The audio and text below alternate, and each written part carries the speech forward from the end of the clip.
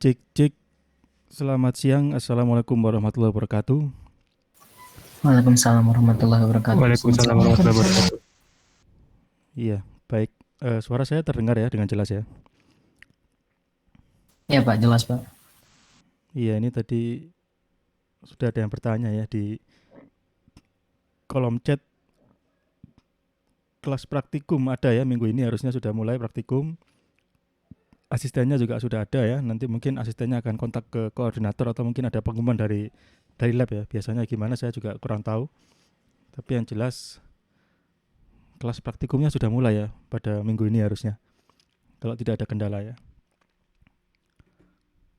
Asistennya juga sudah ada ya untuk semua kelas di Pembeb itu sudah ada semuanya. Ya, gitu Mas Dava. Oh ya Pak, makasih Pak. Ya, pertama-tama mari kita panjatkan puji syukur ya. Alhamdulillah pada siang hari ini kita bisa berkumpul lagi ya di sini di perkuliahan daring pemrograman web ya. Jadi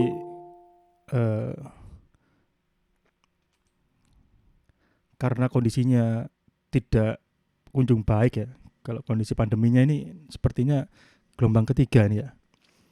Jadi perkuliahan yang tadinya harusnya hybrid mungkin ya atau luring itu masih online lagi ya. Untuk di bulan Februari ini paling tidak akan kembali full daring. Nanti kemudian akan ada pemberitahuan lagi ya dari fakultas untuk berikutnya. Nah, ini saya juga posisinya saat ini positif ya. Jadi saya positif COVID dan sedang melakukan isoman. Jadi agak-agak tidak fit gitu ya. Nanti mungkin kalau tidak kuat ya saya stop kelasnya, nanti saudara saya kasih slide-nya ya gitu ya.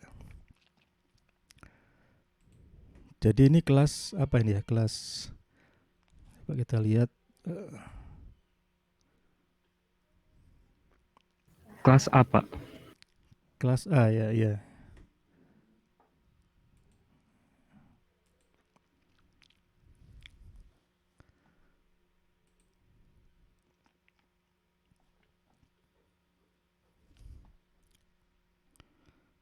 Pemrograman web kelas A hari Rabu jam 1 nih ya.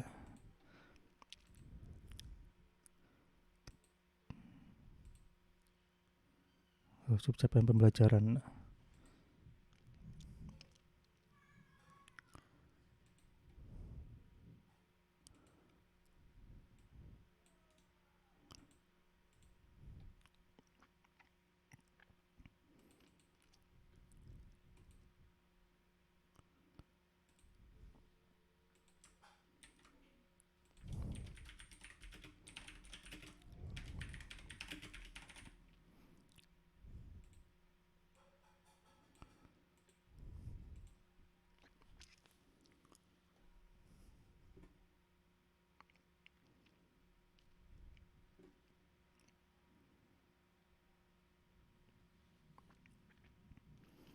Ya ini kuliahnya saya rekam ya ini ya. Saya rekam tapi pakai OBS. Jadi biasanya di Google Meet atau di Zoom ya. Kalau Zoom ada recordnya ya. Kalau kita lihat di sini sudah tidak ada tombol recordnya. Karena mungkin lisensinya UB ya sudah habis ya. Jadi tidak bisa nge-record. Jadi saya record di tempat terpisah di OBS. Nanti rekamannya saya upload ya di YouTube ya. Oke ini presensinya sudah saya buka ya. Silakan saudara bisa mengisi presensi.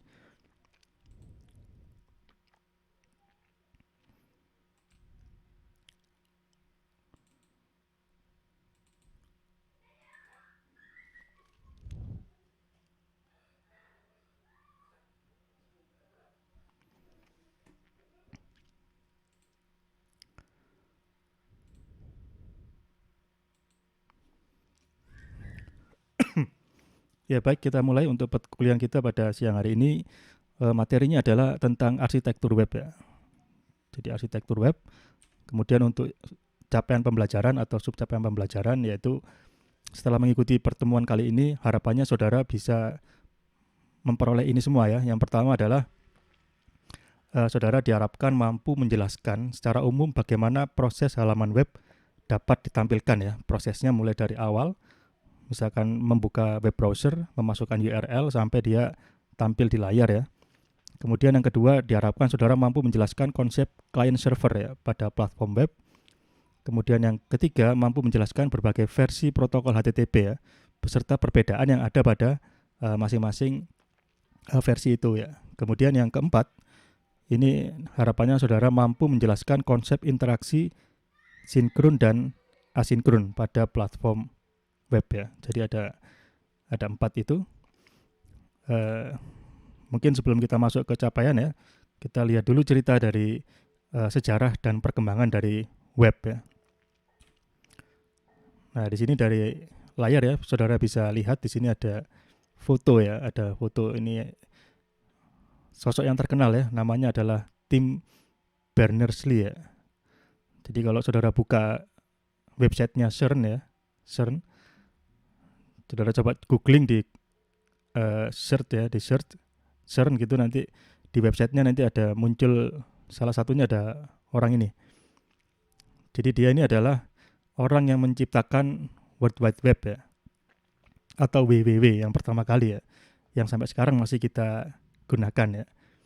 Kapan itu terjadi? Tahun 89 ya. Jadi sudah cukup lama ya, sudah 30 tahun lebih. Teknologi World Wide Web yang pertama kali itu lahirnya berasal dari CERN. CERN itu apa? CERN itu adalah sebuah laboratorium ya. Laboratorium yang cukup terkenal karena dia mempelajari tentang penciptaan alam semesta ya. Jadi dia yang dipelajari itu topik yang berat ya, universe ya, alam semesta. Dia bisa mensimulasikan Big Bang gitu ya, semacam itu. Nah, di sini CERN ini posisinya ada di Perancis ya, di negara Perancis atau mungkin ada di Swiss juga ya. Nah, posisinya di Perancis, tetapi ilmuannya itu ada yang di Amerika, ada yang di Uni Soviet mungkin ya, di Inggris, ada yang di Italia, ada yang di Asia, mungkin di Jepang ya. Nah, ilmuannya tersebar ya. Jadi pada zaman dulu itu belum ada teknologi WA ya, belum ada SMS, belum ada Line, belum ada medsos ya. Jadi dia berpikiran untuk bagaimana membuat sebuah tools ya, atau alat yang bisa digunakan untuk berkomunikasi bagi para ilmuwan ya.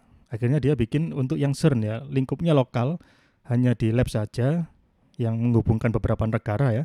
Nah, dari situ berangkat ternyata bisa, dan akhirnya dia kembangkan menjadi yang skala dunia ya, World Wide Web ini ya.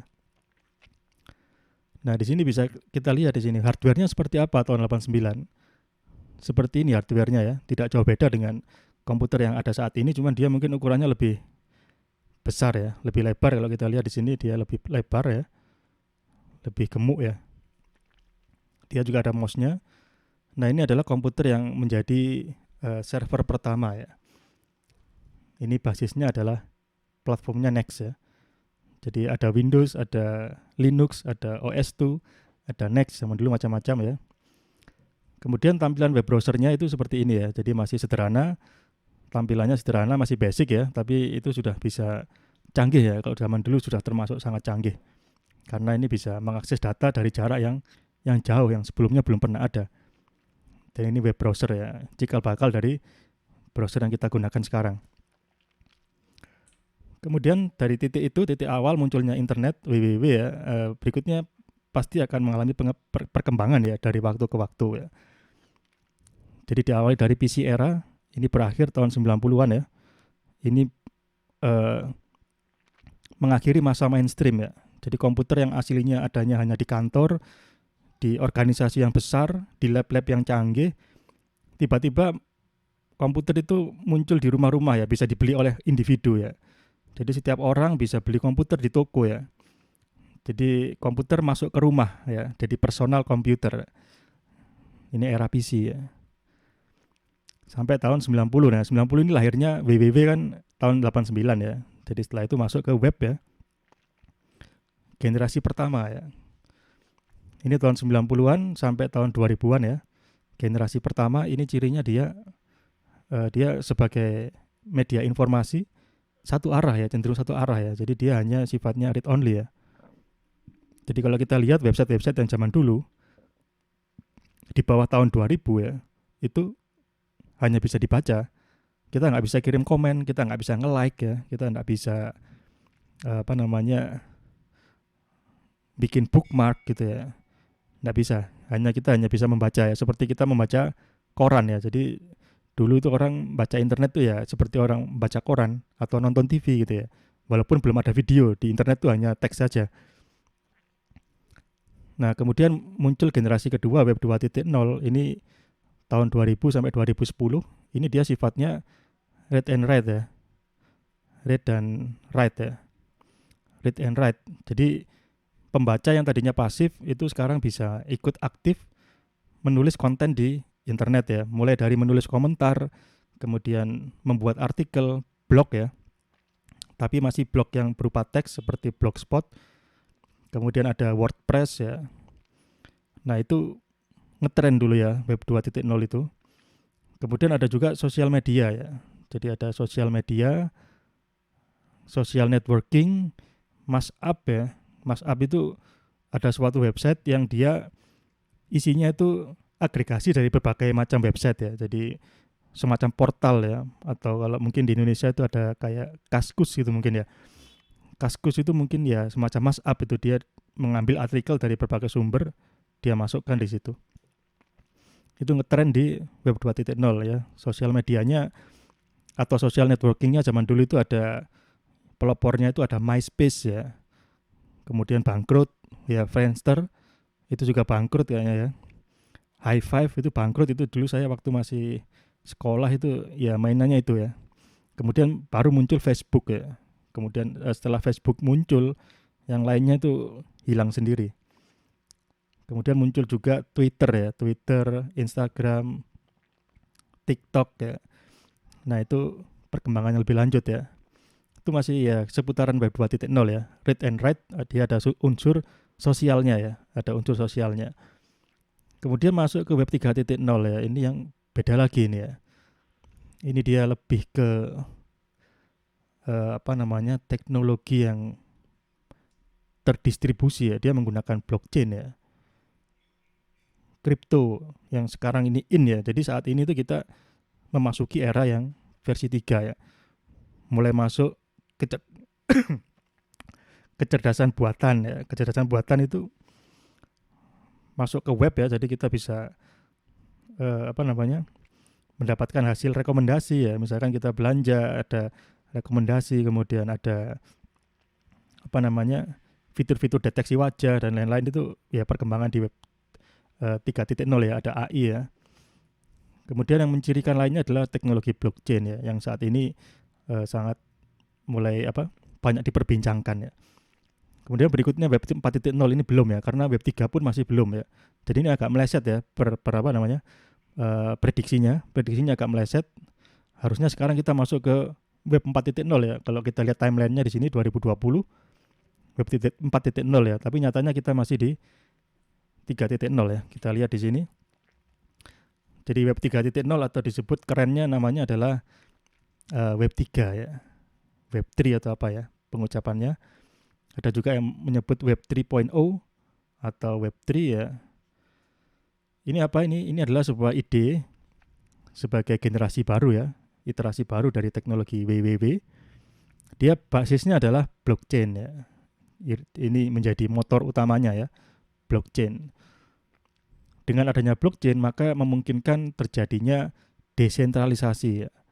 Yang tadinya tersentralisasi, mungkin data dikuasai oleh pemain-pemain besar ya, seperti Google, Amazon, kemudian website-website yang lain yang besar juga ya. Nah ini harapannya terdesentralisasi ya, tidak dimonopoli tapi terdesentralisasi. Kemudian ini juga melahirkan ekonomi berbasis token ya. Nah ini saya juga kurang mengikuti perkembangannya ya, mungkin saudara lebih tahu daripada saya terkait perkembangan-perkembangan yang saat ini ya, misalnya NFT ini ya, kemudian virtual reality ya. Ini jadi ini komponen-komponen dari Web 3.0 dan yang lain-lain ini akan membentuk yang namanya metaverse mungkin ini ya, metaverse. Jadi ada banyak sekali ya yang ini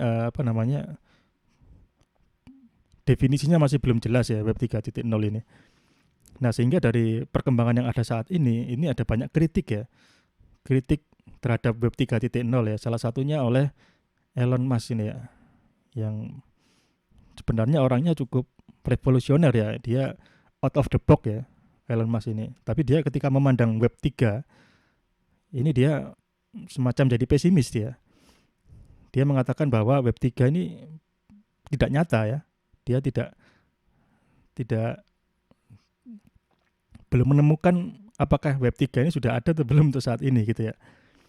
Jadi menurut Elon Musk ya, Web 3 ini hanya semacam marketing buzzword ya. Jadi marketing buzzword ini biasanya digunakan untuk menggiring konsumen gitu ya. Jadi menggunakan istilah-istilah buzzword yang bombastis gitu ya, supaya konsumen itu tertarik menuju ke sana, walaupun sebenarnya belum ada yang baru gitu ya. Ya masih sama aja, kalau sekarang kita lihat kan webnya ya gitu-gitu aja ya. Perkembangannya tidak signifikan seperti yang dijanjikan oleh Metaverse misalnya ya.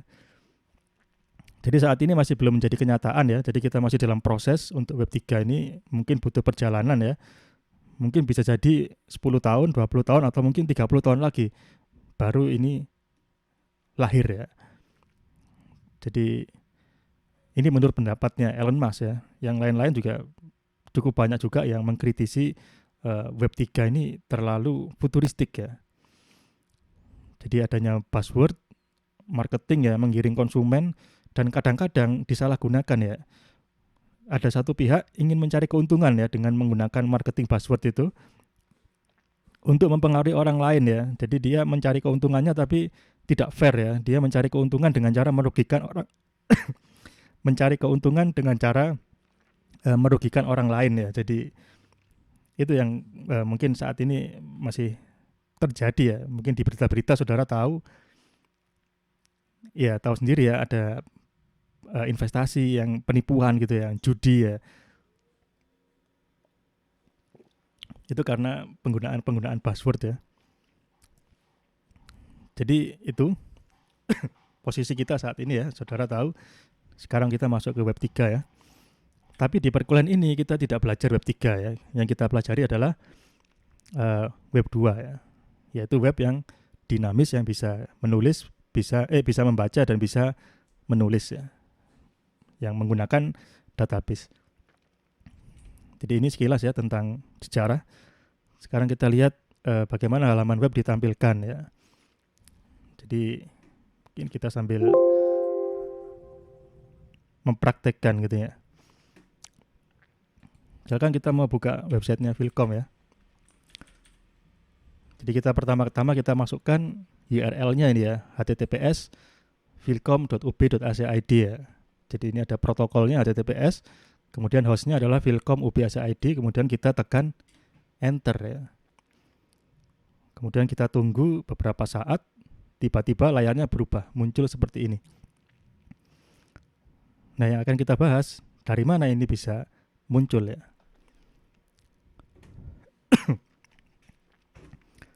Jadi yang terjadi di latar belakang itu adalah seperti ini ya. Jadi ada interaksi ya. Interaksi antar siapa dengan siapa, interaksi antara klien dengan server. Kita tadi kliennya menggunakan Chrome ya, Google Chrome, dan servernya kita panggil servernya Philcom ya. Yang terjadi adalah ketika tadi saya tekan tombol enter, maka klien akan memberikan request ya, mengirim request ke server. Kemudian ketika server menerima request, dia akan mengirim response ya. Jadi interaksinya adalah request dan response ya. Jadi dasarnya ini request response ya. Kemudian apa yang dikirim klien ketika mengirimkan request? Yang dikirim adalah HTTP message ya, pesan HTTP. Apa yang dikirim web server kepada klien ketika mengirimkan respon? Sama, HTTP message ya, pesan HTTP. Jadi yang aliran data yang mengalir di sini, request dan respon itu adalah HTTP message ya. Jadi itu HTTP message ini nanti sebagai medium ya, atau perantara komunikasi yang dilakukan oleh klien dan server ada dua tipe di sini, yaitu HTTP request dan HTTP response ya, di mana di sini ada sedikit perbedaan format format antara request dan respon ya, ada sedikit perbedaan, tapi perbedaannya tidak signifikan ya. Jadi nanti HTTP message ini akan mengalir berdasarkan atau menggunakan protokol HTTP. Jadi protokolnya ada dua di sini yang saat ini banyak digunakan ya. Yang klasik HTTP 1.1, kemudian yang modern ya HTTP 2. Jadi untuk HTTP 1.1 dan HTTP 2 ini ada perbedaan ya. Perbedaan yang paling mencolok itu adalah yang pertama, HTTP message pada HTTP 1.1 itu sifatnya human readable ya. Artinya dia berupa plain text ya. Plain text. Ya seperti teks biasa kita ketik, kita baca ya, bisa kita baca itu HTTP message-nya. Tapi untuk HTTP 2 ini bukan lagi plain text ya. Dia bukan plain text tapi dia berupa binary structure. Jadi dia sudah biner ya. Bentuknya biner, sudah di-encode ya menjadi biner ya. Kemudian dimasukkan dalam bentuk frame. Tujuannya apa? Binary yang dimasukkan ke frame ini memungkinkan adanya teknik optimisasi ya. Jadi yang pertama dengan cara melakukan kompresi ya. Kemudian yang kedua dengan melakukan multiplexing ya. Jadi kombinasi antara kompresi dan multiplexing. Nah, ini bisa terwujud berkat menggunakan binary structure ini ya, yang dimasukkan ke dalam frame ya. Kita tidak bahas terlalu detail ya di sini ya, karena ini lebih dekat ke jaringan komputer sebenarnya. Tapi paling tidak saudara tahu ya ada dua protokol utama, di mana perbedaannya itu yang pertama dia human readable, yang kedua dia tidak. Tapi yang kedua dia lebih kencang ya, karena dia ada optimization ya. Ini ngebut ini dia. Lebih responsif nanti halaman webnya. Nah sekarang kita lihat HTTP message tadi ya. HTTP message ada dua macam ya. HTTP request yang dikirim oleh klien. Kemudian ada HTTP response yang dikirim oleh server ya. Jadi ini yang request, ini yang respon ya. Kita lihat sepintas sama ya. Tapi berbeda. Bedanya adalah kita lihat baris per baris ya. Yang di sini request line, yang di sini status line ya. Kemudian di sini message header, ini sama, message headers ya. Tapi isinya berbeda ya. Untuk yang request header dia general, request sama entity ya. Kalau yang respon dia general, kemudian respon header dan entity header ya. Kalau yang general ini artinya apa? Ini artinya dia bisa muncul di sebagai header di request maupun header di respon ya, karena dia berlaku umum ya. Itu general header. Kemudian kalau request header ini dia hanya bisa muncul di request HTTP message yang request saja. Dia nggak bisa muncul di respon ya. Begitu pula untuk yang respon header, dia hanya bisa muncul di bagian respon ya. Kemudian entity ini bisa dua-duanya nih ya. Kalau nggak salah ini dia bisa dua-duanya. Ini berkaitan dengan entitas yang ditransfer ya. Misalnya HTML ya, kemudian PDF, JPEG, itu nanti ada file size-nya misalnya ya. Nah itu metadatanya itu bisa masuk ke dalam entity header ya. Kemudian ini ada blank line ya, sama ya blank line. Kemudian message body juga sama ya, opsional ya.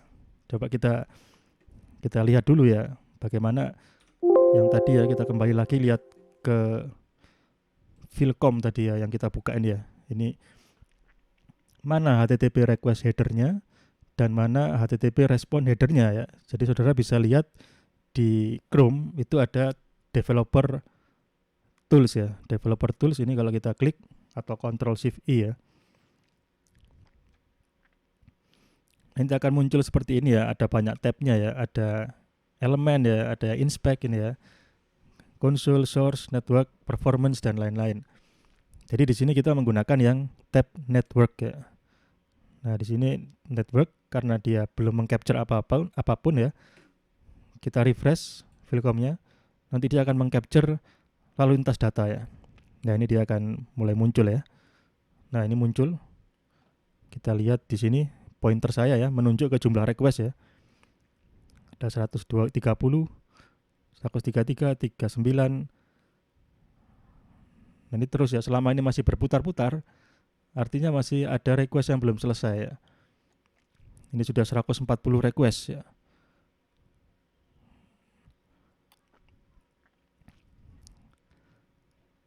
Ini masih berputar-putar terus ya. Sudah 142.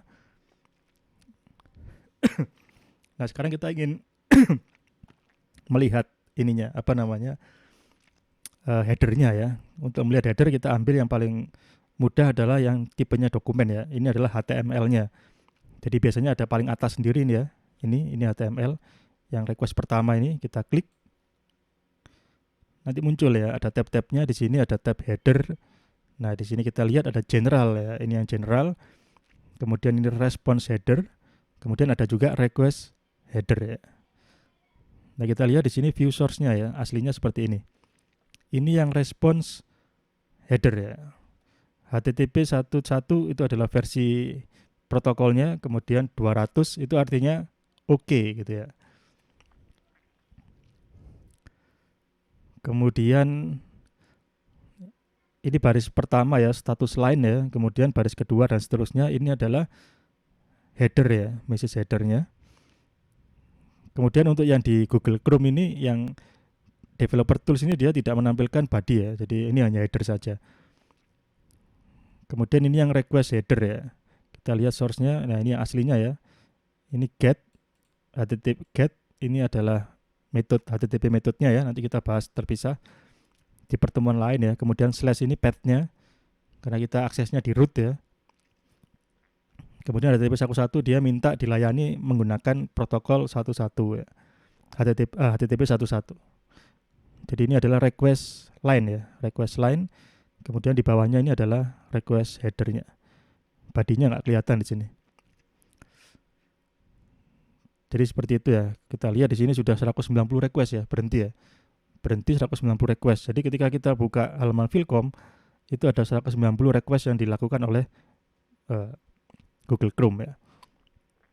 Kita lihat statusnya di sini ya 200 semua. Statusnya 200 tapi beberapa ada yang 204 ya. Ada yang 204. Nah, ini maknanya berbeda ya kalau 204 ya. Kalau yang 200 itu oke ya. Kalau 204 itu apa, saya juga enggak hafal ya. Kalau nggak salah itu header saja, dia nggak ngirim body ya. Kalau nggak salah nanti silakan saudara cari 204 ini maksudnya apa. Kemudian kita coba yang ini ya, yang lebih sederhana, yang SAMPP.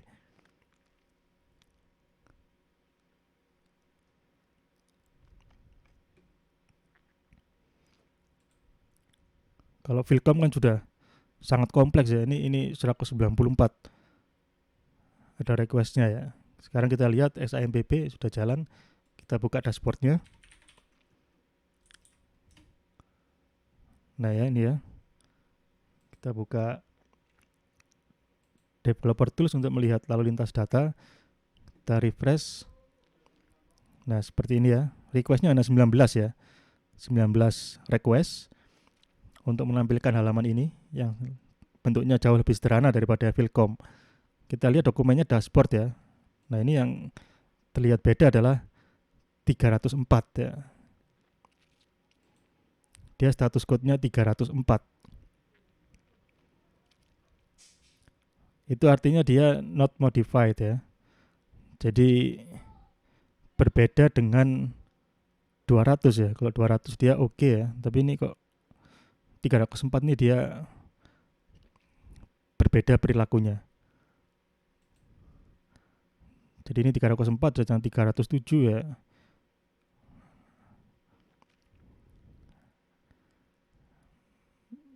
Nah, ini apa namanya? Mungkin ada yang tahu ya apa perbedaannya antara 304 dengan 200 ya. Coba kita lihat ya, HTTP status 304 ya. Yaitu kan muncul not modified ya. Not modified. Artinya apa itu not modified tuh? Mungkin ada yang ingin berpendapat, silakan.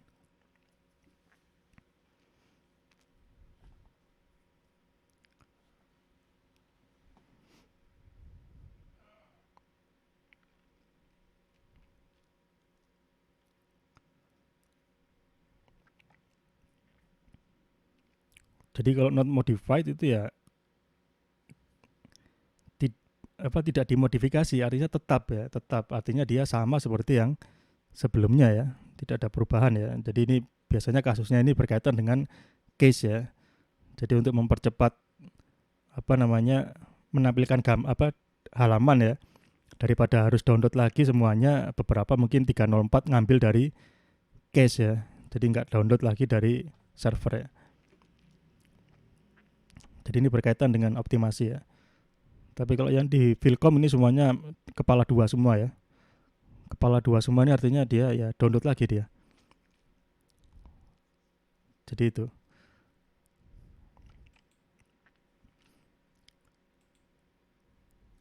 Jadi formatnya seperti ini ya. Mungkin kita lihat ya.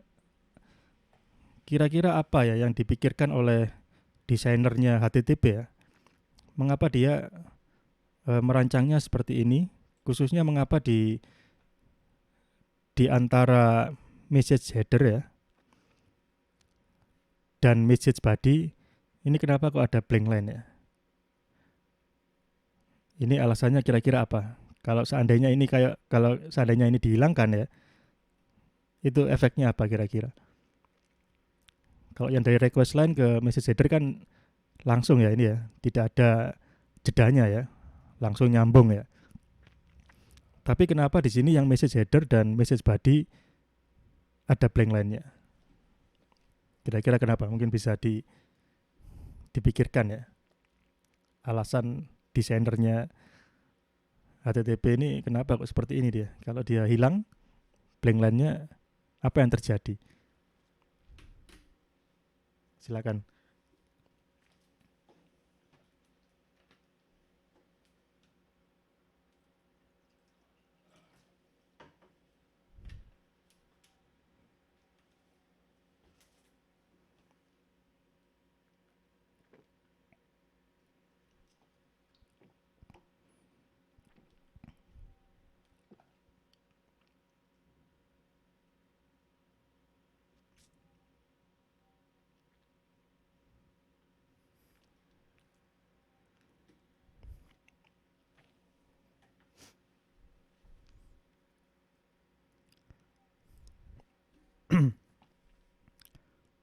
Ada ingin menjawab? Silakan. Kalau ini hilang misalnya ya, blank line-nya hilang, silakan. Tadi terdengar suara. Namanya siapa?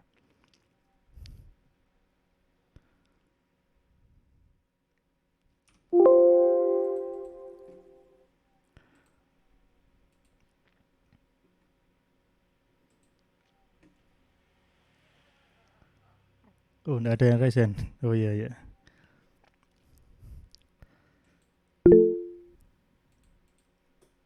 Ada, silakan Muhammad Abian, silakan Mas.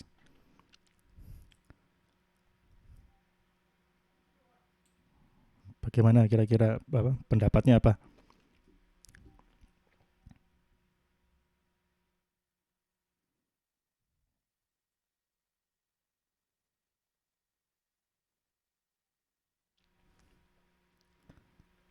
Silakan Mas Abian, mungkin bisa di-unmute.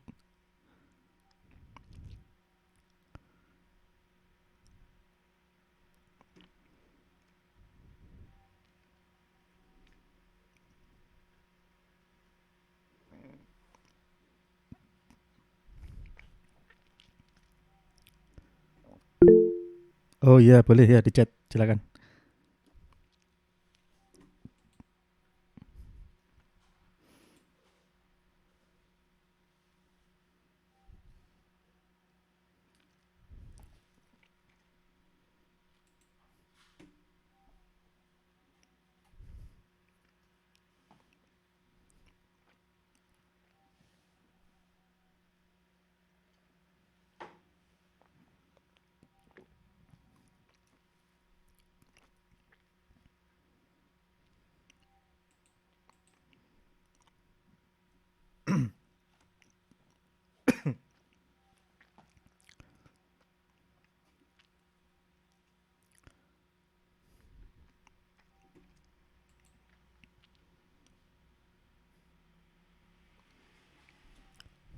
Jadi menurut Mas Abian, jika tidak ada blank line di header, maka tidak ada pembeda antara kedua message dan body header ya. Jadi betul ya alasannya ya. Jadi sudah tepat sekali. Seandainya ini kita hapus,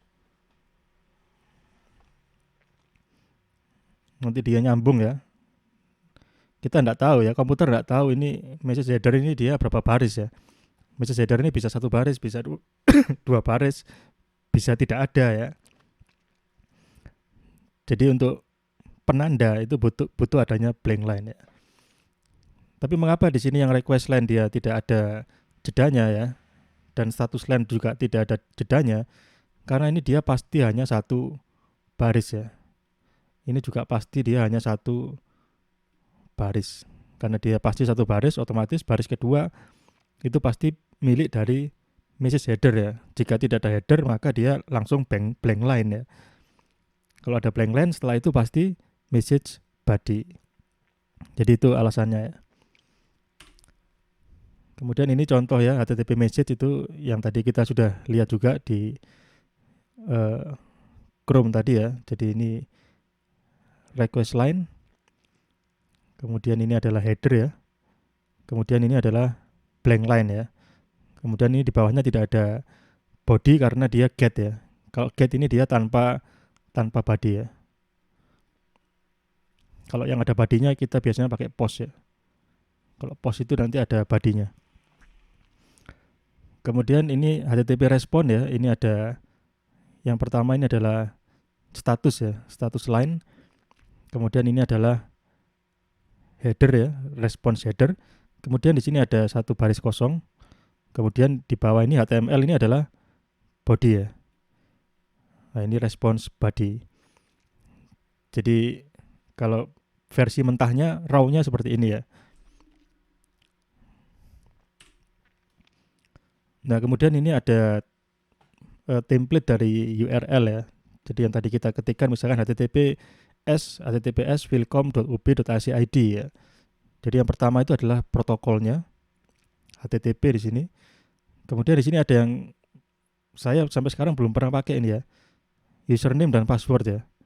Username dan password yang dituliskan di URL ya. Ini sampai sekarang saya belum pernah pakai yang seperti ini. Mungkin ada yang pernah pakai yang model seperti ini. Saya belum pernah menjumpai ya. Kemudian berikutnya ada host ya. Host ini yang tadi Filcom ya. Ini www.ietf.org. Kemudian berikutnya ada port ya, 80. Nah, 80 ini tidak kita tuliskan ya. Biasanya tidak kita tuliskan karena apa? Karena web server itu biasanya sudah otomatis dia 80 ya untuk HTTP. Jadi kalau dia pakai yang default dia tidak usah kita tuliskan ya. Tidak usah kita tuliskan bisa. Tapi kalau dia pakai port lain misalkan 8080 harus kita tuliskan di sini 8080 ya. Kemudian berikutnya ada path ya. Path ini semacam folder-foldernya ya atau child-nya. Jadi ada slash, kemudian ada nama path-nya. Kemudian setelah itu ini yang path ya. Kemudian setelah itu ada file ya. File itu ini yang paling belakang sendiri. Bisa HTML, bisa JPEG ya, bisa PHP ya, itu file. Kemudian di sini ada tanda tanya ya. Nah, ada tanda tanya ini menandakan dia masuk ke dalam bagian query ya. Query ini dia merupakan suatu variabel yang dia memiliki nama variabel dan nilai ya. Nah, untuk kasus ini dia size sama dengan 1, itu artinya dia nama variabelnya adalah size ya. Kemudian nilainya dia 1. Kalau kita ingin nambah variabel lagi, maka kita tambahkan tanda dan ya. Misalkan ada size sama dengan 1 dan action misalnya ya. Action sama dengan 2 misalnya. Dan apalagi juga bisa ya, seterusnya gitu ya. Itu kalau mau nambah variabel di bagian query atau query string. Kemudian yang terakhir ini tanda pagar ya. Tanda pagar ini menandakan dia masuk ke fragment ya atau application area. Jadi ini adalah struktur lengkap dari suatu URL ya. Nah, kemudian kita masuk ke perbandingan ya. Jadi antara HTTP 1 dan HTTP 2 kita lihat lebih dalam lagi perbedaannya bagaimana nih. Yang pertama adalah terkait dengan multiplexing ya. Kita bisa lihat di sini dia sama-sama mentransfer 3 aset ya. jQuery.js, example CSS sama image PNG ya. Ini sama ya. Asetnya sama yang mau ditransfer dari dari server ke klien ya. Tapi bedanya apa di sini? Untuk yang HTTP 1.1 kita lihat dia TCP connection-nya ada 3 ya. 1, 2, 3. Tapi yang HTTP 2 dia hanya menggunakan 1 TCP connection ya. Jadi itu teknik namanya multiplexing ya. 1 TCP connection digunakan untuk mentransfer beberapa aset sekaligus ya. Ini cenderung lebih cepat ya dibandingkan yang 3 ini. Karena 3 ini mungkin lebih berat prosesnya untuk membuka koneksi. Kemudian berikutnya ini ada jenis-jenis interaksi. Yang ini adalah interaksi klasik ya. Request response yang klasik. Jadi klien melakukan request ya. Request pertama ke server. Kemudian server memberikan respon yang pertama. Klien kirim yang kedua, kemudian server kirim yang kedua.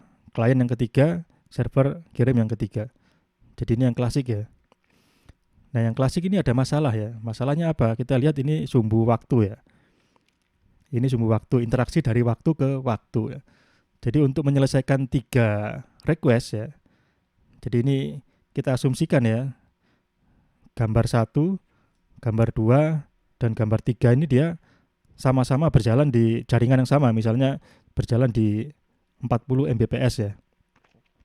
Dengan kondisi yang sama, maka yang gambar 1 yang klasik ini kalau kita lihat waktunya paling panjang ya. Dia finishnya paling lama. Kalau kita tarik garis ini ya. Kemudian yang gambar 2 dia lebih cepat sedikit. Kemudian gambar 3 dia paling cepat ini. Ya. Jadi masalahnya adalah yang klasik ini adalah tidak efisien ya. Tidak efisien sehingga muncul yang model kedua ya. Pipelining atau head of line blocking. Apa bedanya sekarang antara yang klasik dengan yang pipelining? Mungkin ada yang ingin menyampaikan pendapatnya.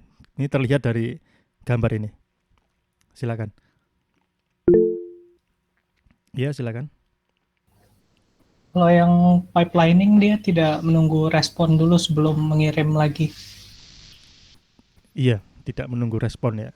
Betul sekali Mas, ya. Jadi kita lihat di sini ya, request pertama ya.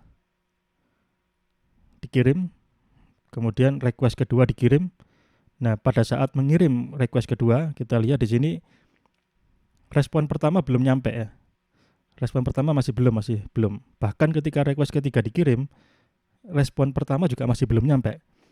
Kemudian baru setelah request ketiga, respon pertama datang, respon kedua datang, respon ketiga datang ya. Ini dia head of line blocking ya, atau dia juga sifatnya non blocking ya. Jadi tidak menunggu ya. Jadi yang tadinya harus menunggu, ini kan menunggu ya. Menunggu respon dulu baru request lagi. Itu hilang ya. Jadi faktor yang dihilangkan adalah faktor menunggu respon ya. Ini yang dihilangkan pada pipelining. Kemudian ada lagi yang perkembangan lebih lanjutnya ya, yaitu HTTP multiplexing dan SPID ya, SPDY. Jadi untuk yang klasik ini HTTP 1, HTTP 2 bisa. Yang pipelining HTTP 1 bisa, HTTP 2 bisa. Tapi untuk yang ini multiplexing SPDY ini dia hanya HTTP 2. Apa yang di tuning lagi ya? Apalah yang dilakukan oleh SPID dan multiplexing ini sehingga dia bisa lebih cepat. Mungkin ada yang bisa mendeteksi ya dari gambarnya itu.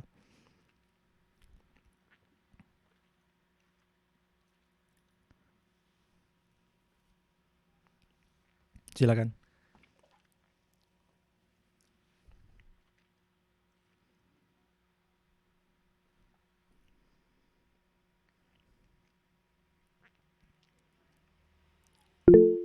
Iya, silakan. Ini kayaknya Pak, dia tidak menunggu kalau message-nya sudah sampai di servernya dulu, klien. Jadi langsung dikirim terus message request-nya Pak. Iya, tidak menunggu ya. Tapi itu kan masih sama dengan yang pipelining ya. Yang pipelining kan juga tidak menunggu. Oh, enggak Pak. Kalau di pipelining kan dia nunggu ini, tunggu request-nya nyampe servernya dulu. Kalau di multiplexing dia tidak menunggu Pak. Oh, Langsung. iya iya iya. Iya. Ininya ya. Ekornya ini dia di sini ya. Iya Pak. Jadi belum nyampe. Iya, betul ya, betul kalau dia dari gambarnya seperti itu ya, iya. Jadi dia bisa langsung semuanya ya. Sehingga bisa lebih cepat ya. Jadi sebenarnya ini dari efek dari multiplexing ya, karena dia lebih cepat saya menggunakan satu koneksi TCP mungkin nanti akan mengakibatkan latensinya berkurang ya. Jadi kalau kita lihat di sini memang lebih rapat ya. Jaraknya ini lebih rapat dibandingkan yang ini ya.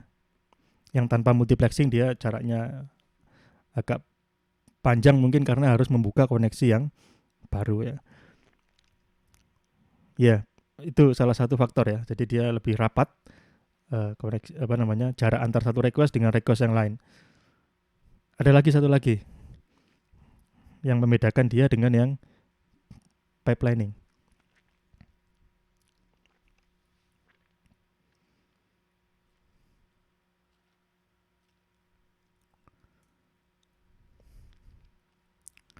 Jadi dia menghilangkan satu sifat dari pipelining.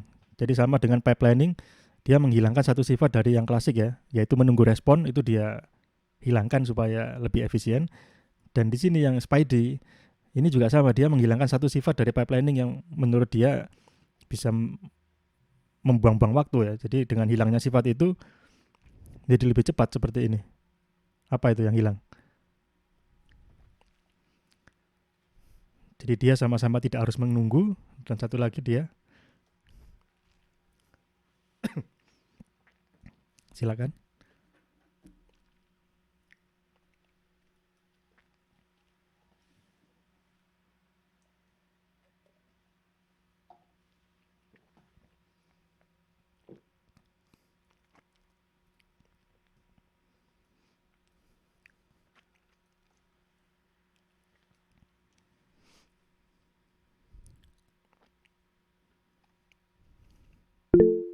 Iya, silakan. Yang dihilangkan apakah jarak antar request-nya, Pak? Jarak antar request, iya dia lebih singkat tadi sudah ya, yang kayaknya sama dengan yang tadi ya, yang sebelumnya ya, jawaban sebelumnya ya. Jadi ini mungkin ini lebih akibat dari latensi ya. Jadi dia lebih rapat antar satu request dengan request lain ya.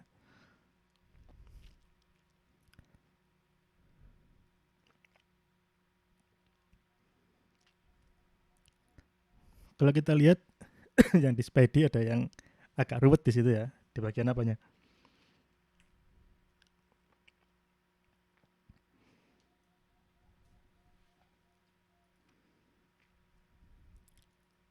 Di urutan responnya, Pak. Iya, urutan responnya gimana Mas? Kalau di yang pipeline dia urut juga responnya sesuai yang urutan request-nya. Kalau yang di multiplexing ini itu responnya tidak urut. Yang sampai duluan di gambar itu respon terhadap request kedua, kemudian respon terhadap request ketiga, baru respon terhadap request pertama. Iya, betul sekali Mas ya. Jadi sudah terjawab ya. Jadi yang dihilangkan di sini multiplexing dengan Spidey ini adalah urutan ya. Urutan respons ya. Jadi bagi yang request duluan, tidak ada jaminan dia mendapatkan respon duluan. Jadi ini sebenarnya ini interaksi yang disebut dengan interaksi asinkron ya. Asinkron. Jadi sama seperti kalau saudara pakai WA misalnya ya, WA atau lain gitu ya. Pesan yang pertama masuk belum tentu yang pertama kali saudara reply kan ya. Mungkin saudara tunggu dulu, tidak dibalas-balas mungkin gitu ya. Itu berarti saudara memperlakukan WA sebagai media komunikasi asinkron. Jadi yang di server ini juga sama. Karena bisa jadi request pertama ini berat ya, butuh waktu yang panjang. Kalau dia harus diselesaikan dulu baru bisa respon yang kedua, nah itu akan terjadi blocking di bagian responnya ya. Jadi yang di sini dia pada Spidey ini tidak ada jaminan ya urutan dari responnya. Jadi ini di sini requestnya 1, 2, 3, responnya dia 2, 3, 1 ya. Dan ini tidak ada jaminan ya. Bisa jadi pada interaksi berikutnya munculnya adalah 3, 1, 2. Atau mungkin 1, 3, 2. Atau 1, 2, 3 mungkin ya. Jadi pada kondisi-kondisi yang berbeda urutannya juga bisa berbeda. Ini dikatakan dia asinkron ya. Tidak ada jaminan pada urutan. Kalau yang ini dia dikatakan sinkron ya. Urutannya tetap ini dia sinkron. Ini juga sinkron ya. Semuanya dilakukan secara berurutan. Kalau dia tidak berurutan dan tanpa urutan, itu namanya asinkron ya. Ini berlaku di hampir semua konsep pemrograman ya. Saudara bikin aplikasi Android, itu juga komponen-komponennya dia asinkron ya. Kita nggak tahu user itu nekan tombol mana saja ya urutannya. Bisa jadi dia nekan tombol A, B, C atau B, C, A tergantung usernya. Itu dia asinkron ya. Jadi itu ya interaksi sinkron dan asinkron itu bedanya di urutan ya. Kemudian ada lagi di sini ya interaksi berikutnya terkait dengan mekanisme ya. Push di sini ya. Ini yang no push, ini yang with push ya. Kalau yang ini namanya pull ya. Jadi yang no push ini hasilnya namanya pull. Lawan dari push ya. Pull. Menarik ya. Kenapa dikatakan pull? Karena klien ini seperti orang memancing ya. Seperti orang memancing. Ada klien, ada server ya. Kalau kita memancing, yang pertama kali kita lakukan adalah melempar kail ya. Kita lempar kail, kemudian kita tarik ikannya. Jadi ini adalah request ya, klien melempar request, kemudian ditarik responnya supaya mendapatkan respon ya. Ini namanya pull ya. Ditarik, minta ke server, nanti narik dari server. Ini yang klasik ya. Ini metode yang klasik. Ini yang model yang blocking ya. Ini blocking, jadi dia harus nunggu dulu. Index yang merah ini HTML, nunggu respon, CSS, respon, JavaScript, respon ya. Lambat dia ya. Kemudian ada versi yang kedua di sini. Di sini dia nggak harus nunggu ya, nggak harus nunggu responnya, jadi dia bisa kirim request di sini yang CSS berangkat, JavaScript berangkat, kemudian CSS-nya datang dan JavaScript-nya datang. Ini yang tanpa push ya, tapi dia tidak blocking. Jadi ini sifatnya dia non blocking ya. Jadi sebelum ada respon yang datang dia bisa melakukan pekerjaan lain ya sambil nunggu ya. Jadi sambil nunggu CSS-nya datang bisa ngirim JavaScript. Ini sifatnya non blocking ya. Jadi sebagian besar permasalahan di pemrograman itu masalah blocking ya. Ini yang tanpa push tapi ya. Nah ini yang push. Ini yang dengan push. Bedanya kita lihat di sini ya. Apa ini bedanya nih? Ada yang bisa mendeteksi ya?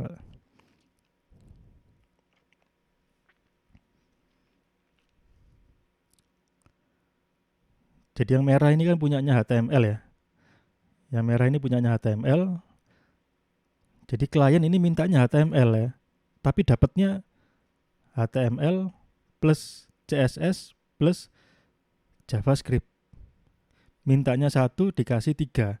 Ada bonusnya 2 ya. Nah yang 2 ini dari mana? Yang hijau dan biru ini adalah hasil dari push ya. Sedangkan yang merah ini dia standar ya, pull ya. Yang merah ini pull karena dia minta dulu HTML-nya, kemudian secara wajar ya otomatis servernya akan ngasih respon ya. Itu yang klasik ya. Tapi kemudian servernya nggak diam sampai situ saja, dia lanjut lagi dengan ngirim respon tambahan ya, tanpa diminta oleh klien. Ini tujuannya adalah untuk optimasi ya. Jadi waktunya lebih singkat ya. Tapi ini jarang ya. Kenapa jarang? Karena codingnya agak ribet ya. Codingnya ribet, keribetan yang dihadapi tidak sesuai dengan manfaat yang diperoleh ya. Jadi prinsip engineering itu ada biaya ya. Kalau biayanya nambahnya banyak tapi untungnya dikit ya lebih baik tidak usah. Jadi ini agak merepotkan untuk maintenance-nya karena kita harus mendefinisikan aset-aset yang bisa di-push ya. Jadi ketika dia ambil HTML, nanti server tahu dia, oh kalau kliennya minta HTML, nanti pasti habis ini dia minta CSS dan JavaScript ya. Daripada dia minta lagi, sekalian aja saya kasih semuanya gitu. Itu pikirannya server ya. Kalau dia pakai push ya. Tapi yang namanya komputer itu kan harus kita program ya. Jadi kita memprogramnya jadi lebih kompleks ya untuk yang mekanisme push ini, di mana peningkatannya juga tidak terlalu signifikan untuk infrastruktur internet saat ini ya. Kita sekarang sudah 5G mungkin ya, kecepatannya sudah jauh lebih cepat ya. Jadi ini kayaknya optimasi seperti ini mungkin naik sekitar 0,1 detik itu kan bagi user nggak terasa ya. Tapi biaya developmentnya naik 10 juta misalnya ya. Budgetnya nambah 10 juta untuk kecepatan naik 0,1 detik ya. Sepertinya tidak kurang berharga gitu ya, kurang bermakna. Nah itu. Jadi yang push sekali lagi ya, push itu dia tanpa didahului oleh request ya, tanpa didahului oleh request. Kalau yang pull itu yang klasik yang ada request kemudian memberikan respon. Berikutnya ini yang terakhir ya terkait dengan teknologi. Jadi web itu ada dua sisi ya, sisi klien dan sisi server. Yang di klien ini ada dua kategori. Yang pertama adalah open web platform. Ini yang sudah disepakati oleh seluruh dunia ya. Apapun web browsernya, mau itu Safari, mau itu Chrome atau Firefox atau yang lain, itu dia pasti dia bisa mendukung ini ya. Ada HTML, CSS, JavaScript, WebAssembly ya. Ini WebAssembly bisa pakai C, C++, Rust atau yang lain. Kemudian ada juga yang sifatnya proprietary ya. Ini yang teknologi yang close ya, yang dimiliki hak ciptanya oleh suatu perusahaan tertentu ya. Misalnya Java Applet punyanya Oracle kalau misalnya ya, Adobe Flash ya, Microsoft Silverlight. Tapi rata-rata ini mati semua ya. Karena dia tidak populer, merepotkan ya, harus install plugin misalnya ya. Orang-orang developer cenderung yang ini yang menang, yang open web platform ini, yang dia standar umum ya, tidak bersifat proprietary. Jadi ada itu HTML, CSS dan JavaScript plus WebAssembly masing-masing punya fungsinya masing-masing ya. Jadi untuk HTML fungsinya untuk mendeklarasikan struktur dokumen ya. Jadi misalnya saudara mendeklarasikan ini adalah berita, ini adalah bagian pengumuman, ini adalah bagian menu, ini adalah bagian form login ya, ini adalah bagian kontak, ini adalah bagian foto profil ya. Itu adalah struktur dokumen. Kemudian CSS ini tanggung jawabnya adalah mengatur tampilan dokumen. Jadi misalnya saudara deklarasikan ini tampilannya berwarna merah, ini posisinya di atas, ini posisinya di kiri, di kanan, di tengah. Kemudian ini dia mengambang, floating, ini dia fix. Nah itu dia ada di CSS yang ngatur ya. Kemudian terkait dengan logic ya, itu ada di JavaScript ya. Jadi logic ini JavaScript dan WebAssembly ya. Ini untuk perilaku dari dokumen.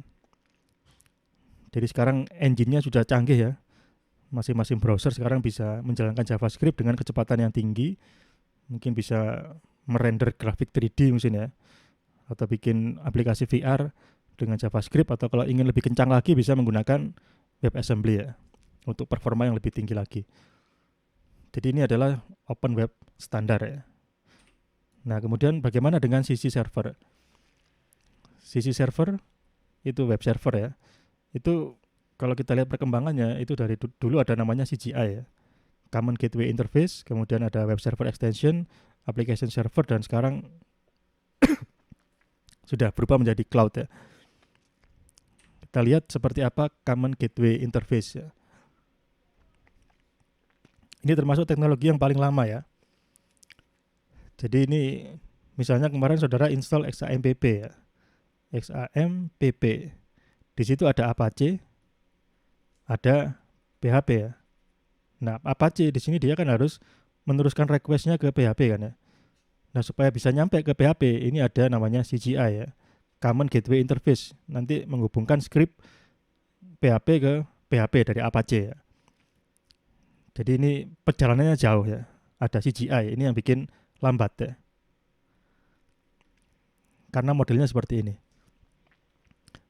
Jadi setelah teknologi CGI karena dia lambat, akhirnya muncul ada namanya FCGI ya. Dan sekarang nggak tahu lagi perkembangannya sudah seperti apa yang CGI. Kemudian ada lagi alternatif lain namanya Web Server Extension ya. Jadi yang Web Server Extension kalau kita install Apache tadi ya, Apache dan PHP ya, maka PHP-nya kita tempel di Apache sebagai Web Server Extension ya. Jadi bisa kita ilustrasikan seperti ini, PHP-nya sebagai modul dari Apache, nempel ya. Nempel di sini. Otomatis dia jaraknya dekat ya. Dibandingkan yang tadi perjalanannya jauh ini. Nah, ini lebih dekat nempel. Akhirnya dia lebih cepat ya. Lebih cepat. Jadi kalau saudara lihat di XAMPP misalnya ada tulisan mod PHP, itu artinya PHP-nya diinstal sebagai modul ya. Atau dengan kata lain dia sebagai web server extension. Ini lebih cepat daripada yang CGI ya. Tapi kalau FCGI setahu saya beda lagi, dia kencang, dia bisa bersaing dengan yang ini. Kemudian ada lagi namanya application server ya. Kalau ini dia biasanya digunakan di enterprise ya. Enterprise misalnya ada aplikasi apa namanya? Bank biasanya ya, perbankan ya. Bank atau telco ya. Telekomunikasi. Telco ya. Jadi bank itu kan sudah beroperasi puluhan tahun ya. Misalnya katakanlah tahun 90 ya. Tahun 1990 banknya beli komputer. Katakanlah beli komputer namanya IBM AS400 ya. Dia ini komputer yang sudah cukup berumur ya. Tahun 90 dia beli. Dan itu digunakan untuk transaksi sehari-hari ya. Tahun 90-an mungkin transaksinya harus pergi ke kantor cabang ya. Belum ada internet, belum ada SMS banking, belum ada mobile banking dan sebagainya. Kemudian tiba-tiba di tahun 2020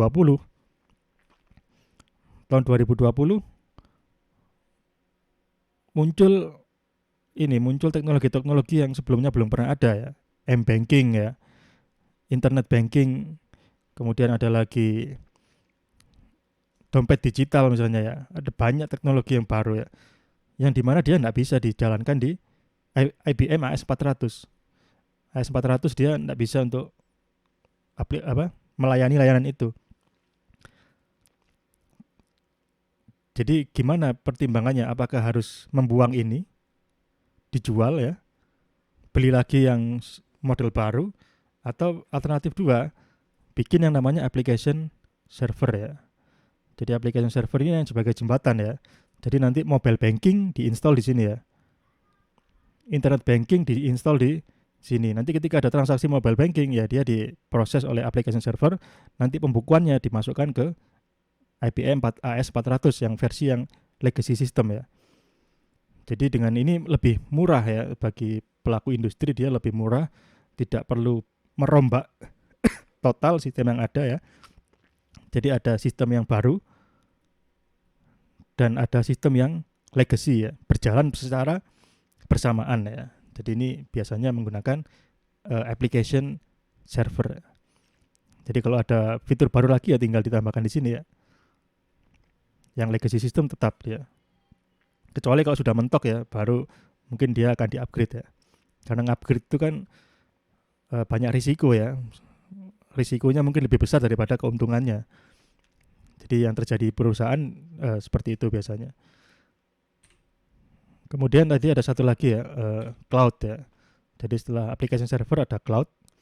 Kalau cloud ini sifatnya salah satunya yang paling khas adalah elastik ya. Artinya apa dia elastik? elastis ya, bisa melar, bisa jadi kecil, bisa jadi panjang, pendek gitu kan ya. Dia elastik sesuai dengan beban ya. Jadi misalnya kalau kita ambil contoh di Vilcom ya, Eling itu ketika hari biasa dia mungkin diakses 40 ya, 40 concurrent user ya. Rata-rata mungkin seperti itu. Dalam waktu yang bersamaan ada 40 orang yang login di Eling misalnya. Tapi ketika masuk musim ujian ya, misalkan UAS ya, mungkin dia langsung loncat menjadi 2000 misalnya. 2000 concurrent user. Nah, jadi kan beda bebannya ya.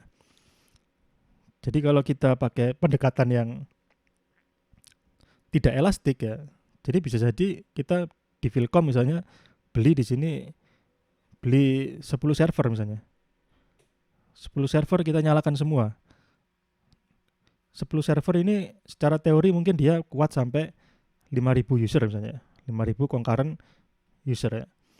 Secara teori dia bisa sampai 5000. Tapi ketika usernya hanya 40, kita nyalakan 10 server ya, kan mubazir ya. Listriknya banyak, kemudian bisa jadi dia cepat rusak ya, nyala semua ya. Nah, kalau dia elastik, ketika dia hanya 40 concurrent user, mungkin dia yang nyala hanya satu saja servernya ya di sini ya. Kemudian ketika 2000, mungkin dia yang nyala ada 5 server mungkin ya. Nah, cirinya yang elastik ini harus otomatis ya. Dia otomatis nambah sendiri, bukan manual, kita sendiri yang hidupkan servernya. Kemudian kita set manual, itu bukan elastik, itu manual. Kalau elastik itu otomatis dia langsung pakai, ada algoritmenya load balancing ya. Nanti dia akan menyesuaikan secara otomatis sesuai dengan bebannya ya. Kalau bebannya sedikit dia akan mengecil ya. Bebannya besar dia akan meningkat gitu ya. Jadi ini yang cloud ya. Jadi terkait dengan scalability ini ya, kaitannya dengan scalability. Jadi itu ya. Ya, jadi itu materinya kita hari ini. Jadi silakan saudara cek kembali ya, apakah saudara sudah bisa menjawab ini atau belum. Yang pertama, bagaimana proses halaman web dapat ditampilkan ya. Tadi kita bahas ya, konsep client server pada platform web. Kemudian tadi ada versi-versi protokol ya, dan perbedaannya apa. Kemudian ada interaksi sinkron dan asinkron pada platform web. Karakteristiknya seperti apa. Kalau saudara sudah bisa menjawab ini, artinya insya Allah saudara sudah mencapai ya untuk capaian pembelajarannya. Dan siap untuk yang materi berikutnya. Ya, jadi mungkin itu. Silakan bila ada pertanyaan.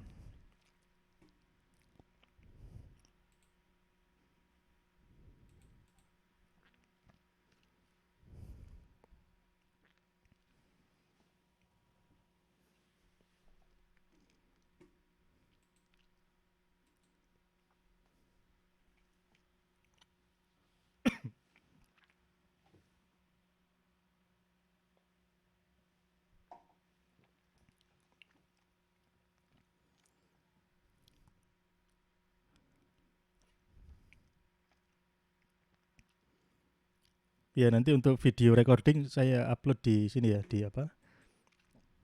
Di Eling ya.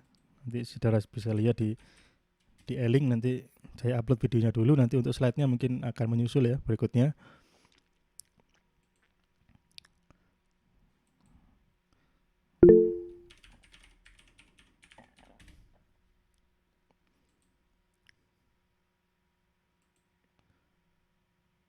Ada grup WA atau lain, silakan yang menjawab koordinator kelas ya.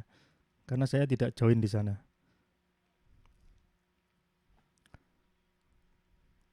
Silakan boleh di-share ya, nanti teman-temannya bisa join.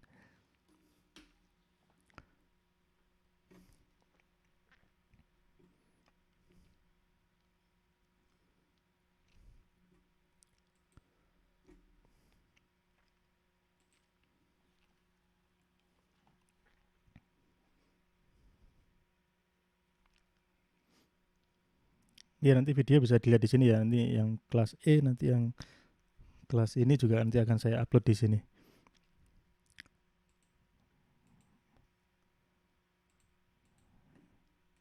Iya, mungkin itu ya. Silakan join ya. Ini ada info dari koordinator ya. Ada 2 grup ya, Line sama WA.